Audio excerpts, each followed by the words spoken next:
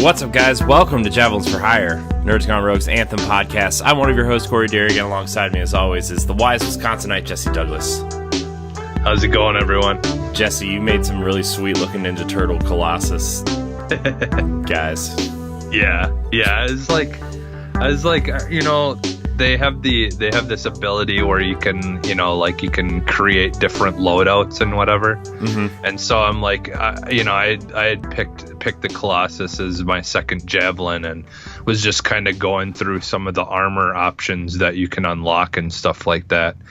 And one of them that I like that you could buy or whatever with your in-game credits was like this big, like, it looked like a big shell piece that went over the front of your Javelin. And so then I was fooling around with the textures that you can use for the style of the covers or whatever of your shaders or whatever you want to call them. Yeah. And one of them made it look like the textures of the turtle shells in the movies. And so I'm like, oh, dude, I could totally make this like look like a turtle shell. So I made it that turtle shell green, and then I'm like, oh, I should just make all four different turtle colors. And awesome. So then I was just kind of screwing around with it and figuring out the right colors for each turtle. But yeah, that was kind of fun. I've been having fun, like just trying to, be like screw around with the coloring and making things look unique and stuff. So yeah, I just made a whole set of N7 armor. Oh, okay. Yeah, so I mean, like, I've been trying to play as much as I can, but my Xbox isn't like loading things correctly and not connecting to the internet correctly. Yeah. So like, I'm gonna try to hard reset my Xbox and see if that does something. But I don't know. So I ended up rebuying the game on PlayStation and starting over, which I don't know if that was a good or bad decision at this point, but I know I needed to cover something, since we're doing an Anthem podcast, I needed to play it somewhere. So, isn't Moose talking about getting it anyways? Matt and Moose both got it. Oh, okay. So I mean, you can always then at least you'd have some people to play with on there as well. So it's not as big of a deal. I know, but I mean, to be honest, I bought it to play with you. So I mean, it wasn't yeah.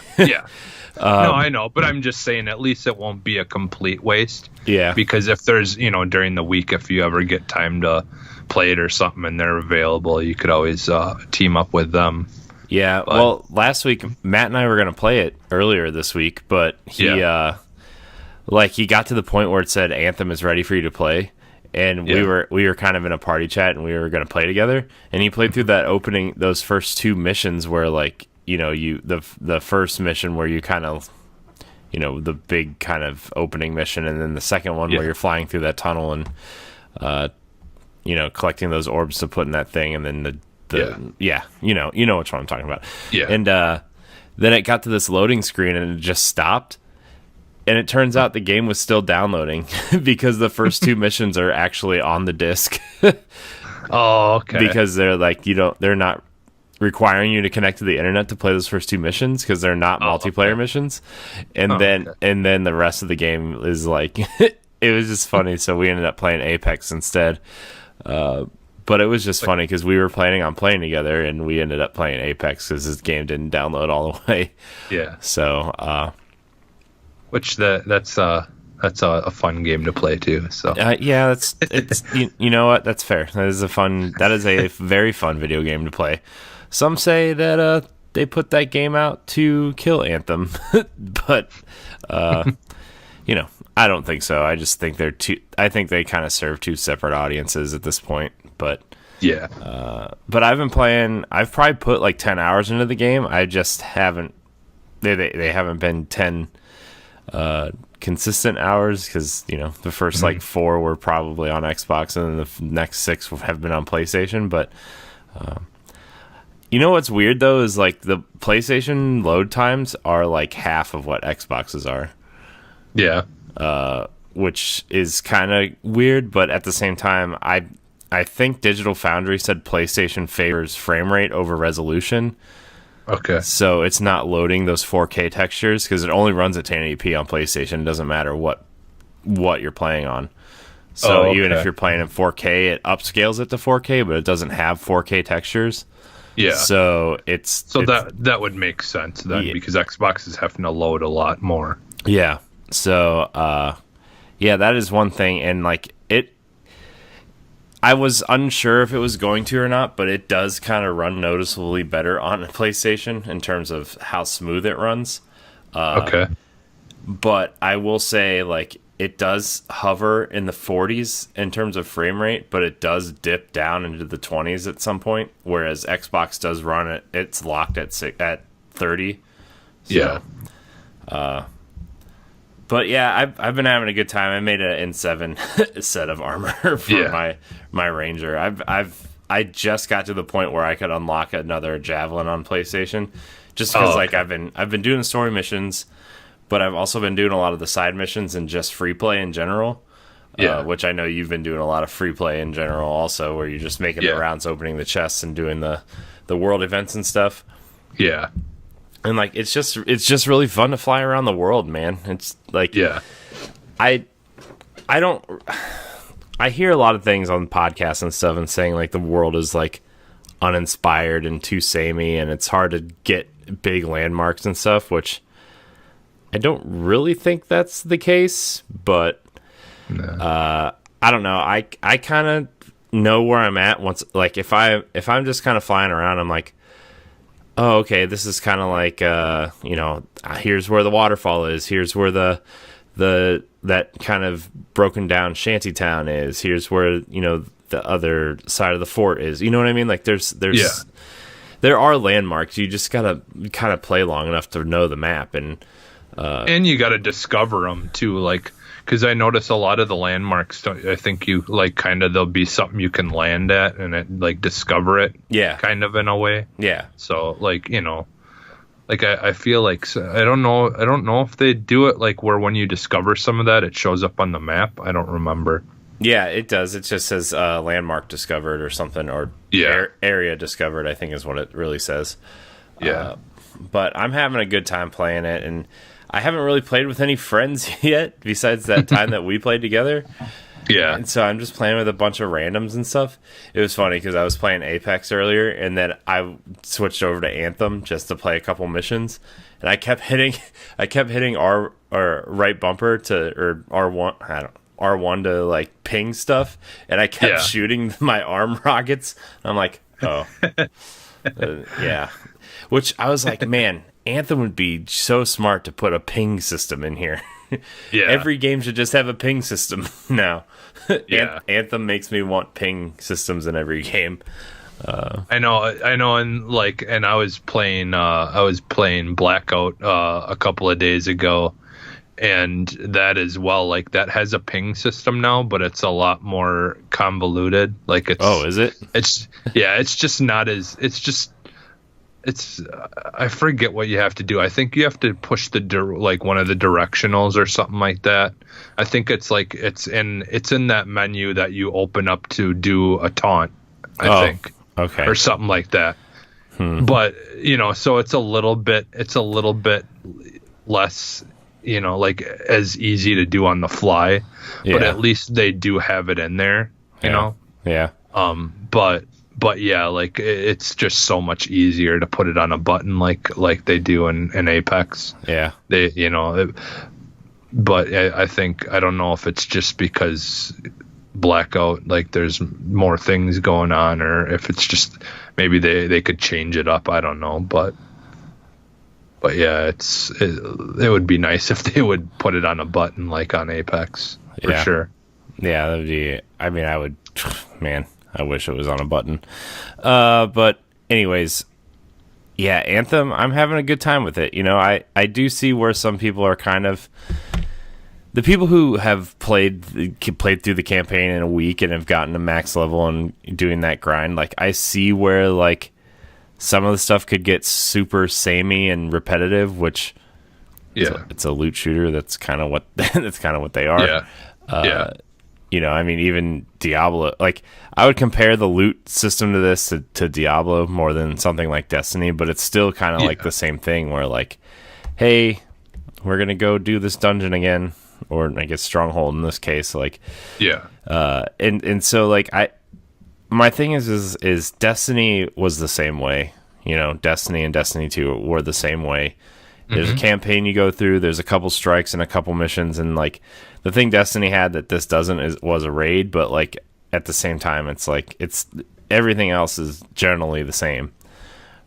So people who have kind of blown through the content, my advice would be just be patient, because, like, there's going to be content added where you're going to want to go back, and a year from now there's going to be so much in the game. I mean, judging by what the Division and Destiny did, there's going to be so much in the game that, like, you're going to be overwhelmed with content to do, which is where I think people want it to be at from the get-go, and that's just not going to be the case for any of these games, Like, I read it. Well, in that, like, if they did do that, it just in general, it's going to take them way longer to finish things, the game in general. Like, it's just, unfortunately, there's just there just seems to be so much that went into this game, like, developing it.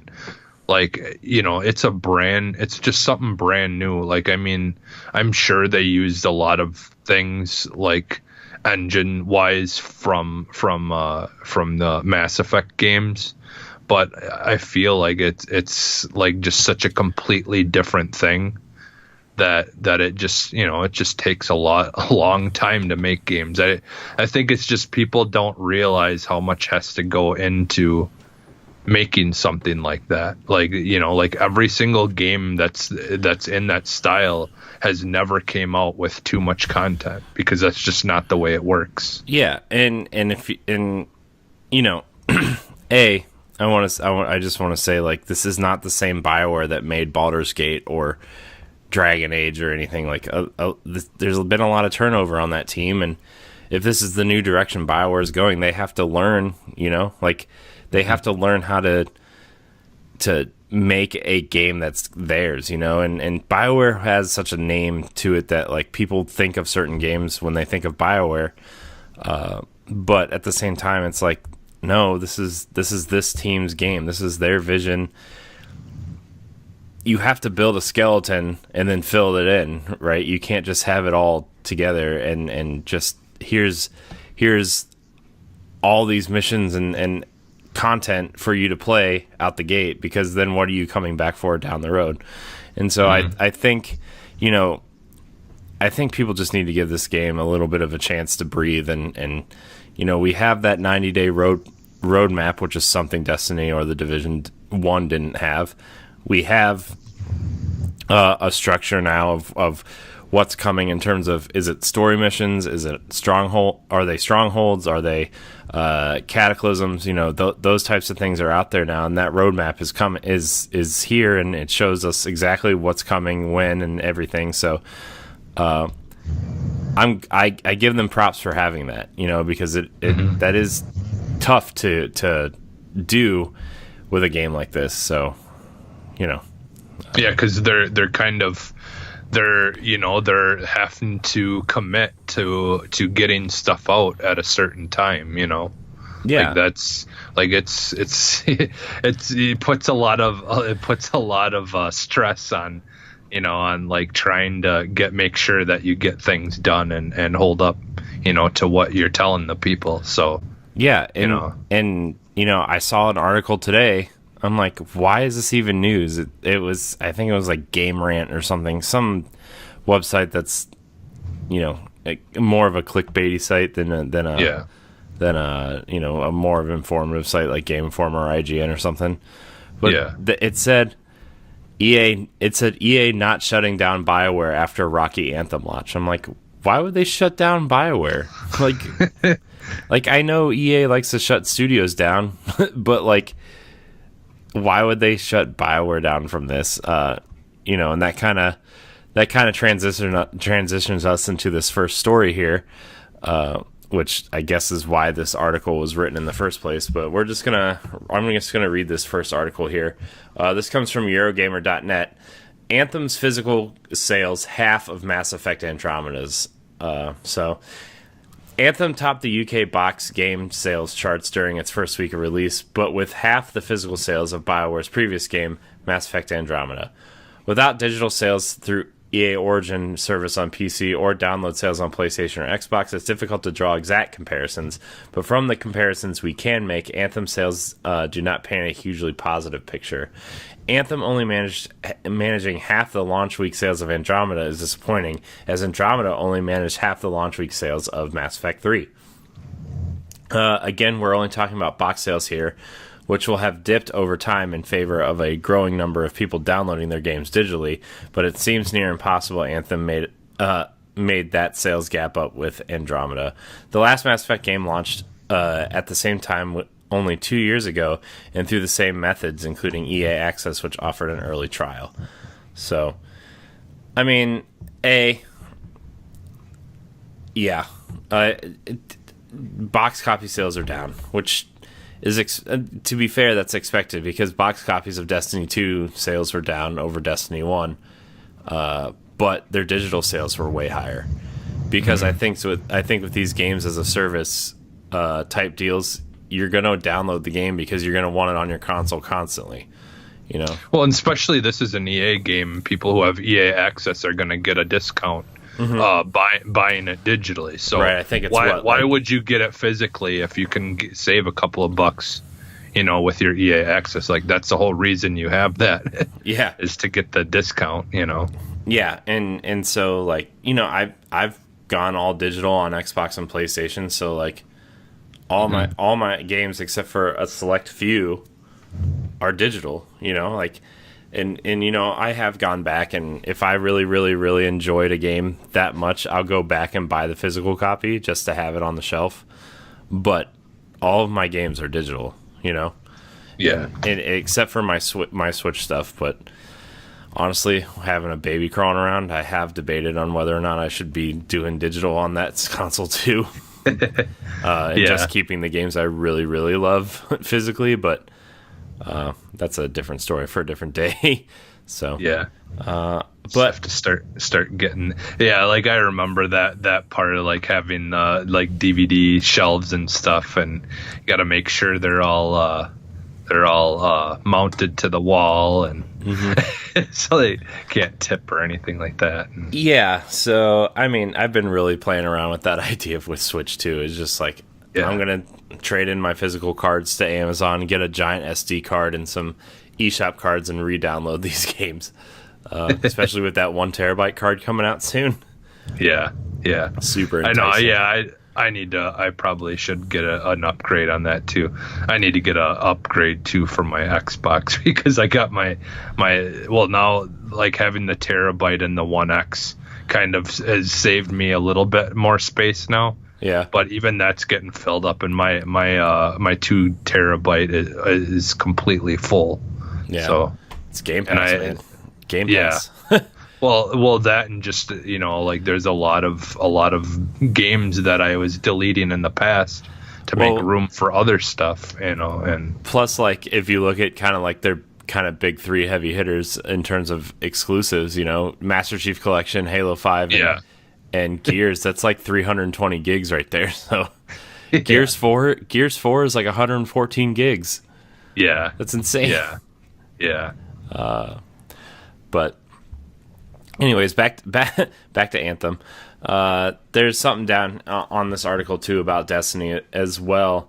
As an online-only game, you might expect a higher number of digital sales, so let's compare Anthem to Destiny, as many already have. Well, Anthem sold roughly a quarter of Destiny's week 1 physical total from back in 2017. Just looking at 2019's release calendar so far, Anthem's opening weekend physical sales were lower than both Kingdom Hearts 3 and Resident Evil 2. So physical sales are down, but, you know, we don't really know digital. We won't know digital sales until NPD comes out in next Thursday, I think it is. So it's tough. Like you're putting out a new IP from a developer that has had a rocky track record their last couple games. Plus, them being under EA is also not helping them. I'm 1,000% sure, because I've already seen people online saying it's an EA game, I'm not buying it. Which really sucks, because like, as much as we like to rag on EA too, like we can recognize good games when we see them and support the developers, because like look at Titanfall 2 and Apex. Like Respawn is a fantastic developer. Of course I want to support them, but you know that people not buying those games just because they're EA published games is kind of, I don't know. I don't really know how to really feel about that, you know? Yeah, you know, that's the thing too. And like another thing that I've noticed, like you know, kind of going back to the first thing, how we were talking about kind of like the idea of what Anthem is. And like I'm on Facebook. I'm on a couple of like gaming like pages and stuff. Yeah. And the like, you can tell the people who get what Anthem is. Those are the ones who are saying like yeah, like I'm done with everything, but I'm so glad to be in the end game right now. Like I'm, you know, leveled up enough where I can be part of the end game, and they're enjoying that part of it because they understand what this game is about. And like, and that's not saying that people who don't like what it is are wrong. It's just you know, I feel like those are a lot of people who just like are maybe just more of the casual players who maybe play Destiny casually and or just, you know, joined Destiny 2 when there's all this content in it, you know, because it's been out long enough now. Yeah, and I mean, then, you know, and then they get turned off because they're like, well, why can't it be like this? And it's like, well, that's because that's been out for a long time now. Yeah, you know, I mean, this just came out. Destiny, a lot of people were wait and see on Destiny also, you know, and like when Destiny 1 came out, a lot of people fell off and either rejoined when the Taken King came out, or jumped in when the Taken King came out because of how much that game fixed, that expansion fixed a lot of the game. And the same with Destiny 2. A lot of people stopped playing after that initial campaign, and then they bought Forsaken and jump back in, and because of all the things that Forsaken kind of fixed with it, you know. And Destiny concurrents are, you know, regardless of what the internet says, Destiny 2's concurrents are as high as they've ever been right now because of Forsaken and their kind of seasonal content, and Bungie really catering to that hardcore fan base instead of, you know, they tried to cater to the casual fan base, and it turns out that kind of backfired on them, you know. And I really liked what Destiny 2 offered. I didn't really have a problem with a lot of it, but you know, that hardcore audience are the people who are going to get new players in and talk and say what they like and don't like about the game. And I think Anthem is really kind of, I mean, look, the game's only technically been out for a week, so and we have 5 years of Destiny to talk about. Let's give it some time and let it breathe and get that quote unquote new content in there.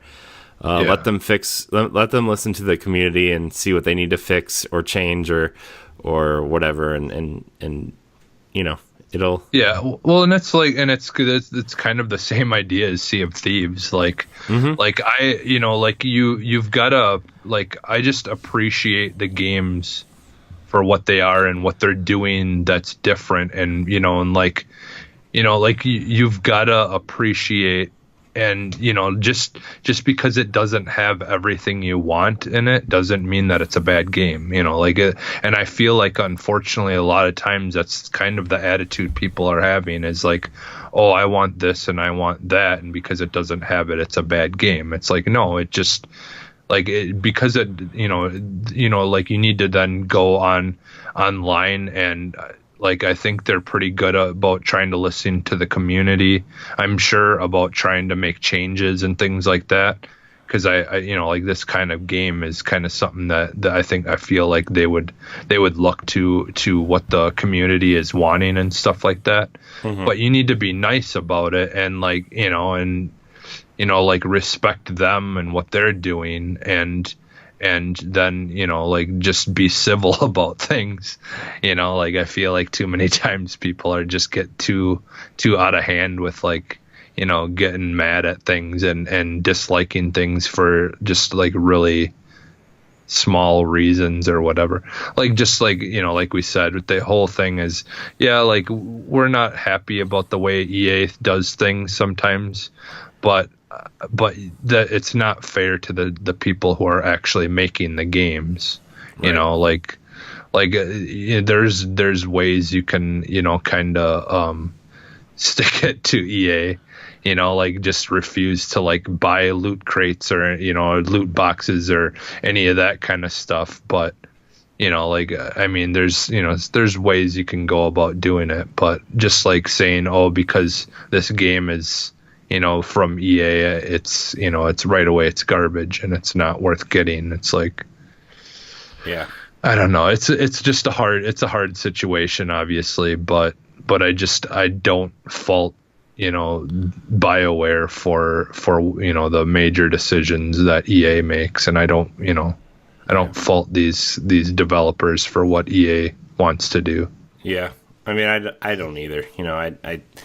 I think BioWare knows what they want to do, and same with Respawn. They went out and made Apex because they wanted to make Apex. They called out EA on a couple of things, so I mean, they obviously, that's kind of why I like Respawn, because they don't really care that EA is their publisher. They just kind of do what they want and say what they want, and yeah.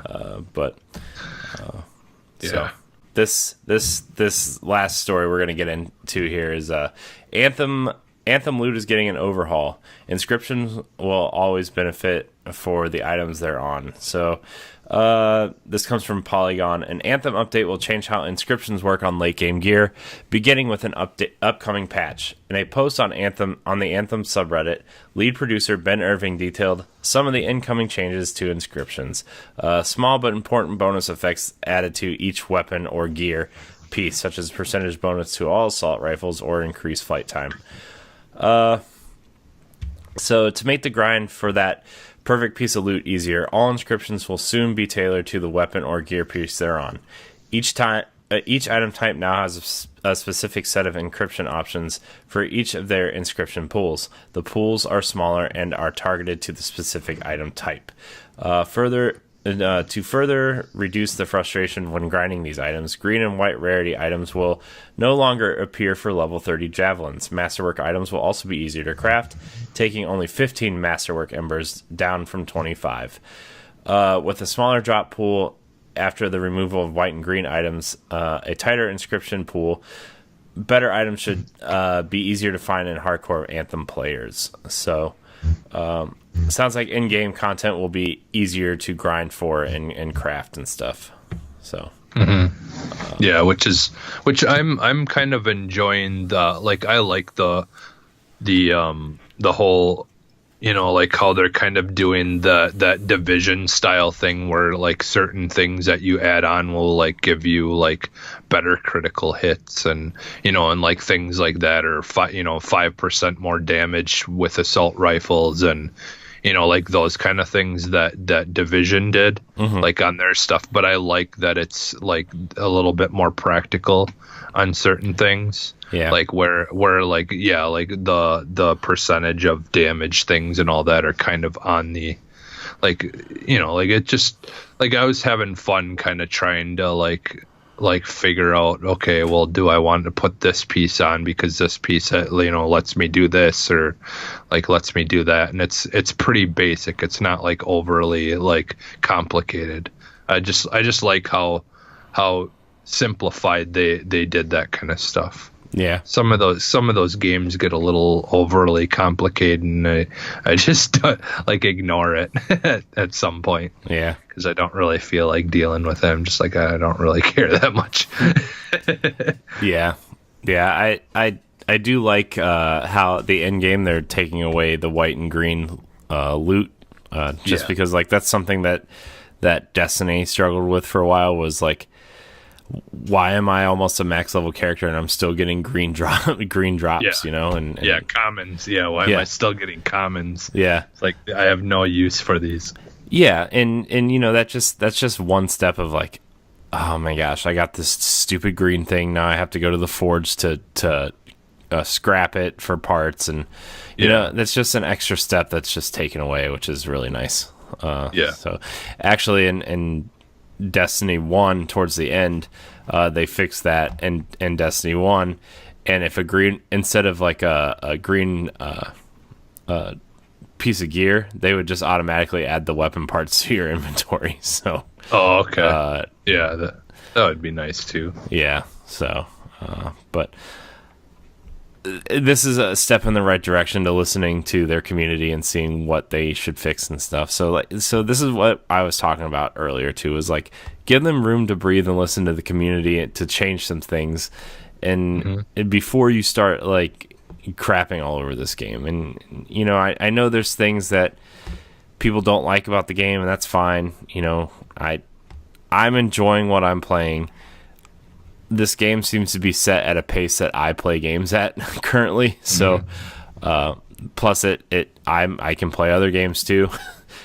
So, well, and like I've said in the beginning, we were talking about, like, I just love going into free play and just like screwing around and getting used to the javelins, and like I haven't played barely any of the story mode yet. I've been having too much fun just screwing around in there. Yeah, to be honest. Yeah. So I mean, this is just a step in the right direction, I think, and BioWare's never really made a multiplayer game before, and this is their first crack at it. The Mass Effect multiplayer, not really counting because it was more of a horde mode type thing, but this is their first real big crack at a big multiplayer game, and so far I think they're doing well enough. You know, there's things I would change, but overall, I think it's a good structured. It has a good skeleton.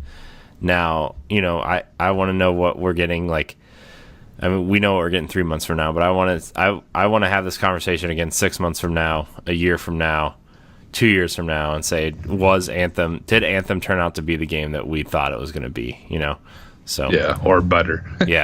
Or better. Yeah. So, but I think that's going to do it. We're hitting close to that half hour mark, so think we're gonna get out of here. We actually had a nice, concise, tight show today, Jesse. Good job, A+ job. It was that conversation we had earlier about having nice, concise shows. But anyways, I want to thank everybody for watching. Remember, you can catch Javelins for Hire every Monday on our YouTube page or on ngrradio.com. You can see little breakout segments and Let's Plays and stuff for Anthem on our YouTube page. If you want to subscribe to one of our other shows, you can go to ngrradio.com/subscribe. You can check out our console-specific shows, our main show, our B-Sides feed, and, of course, Dark Zone Junkies, our Division show as well, which we will be getting back to probably next weekend because the open beta is this weekend, and we want to have some impressions on that to talk about. So, I think that's about it. You can follow us on Twitter at Javelins for Hire and email us at javelinsforhire@gmail.com. And I think that's about it. I want to thank everybody so much for watching. And until next time, we love you. Bye. Pew, pew, pew.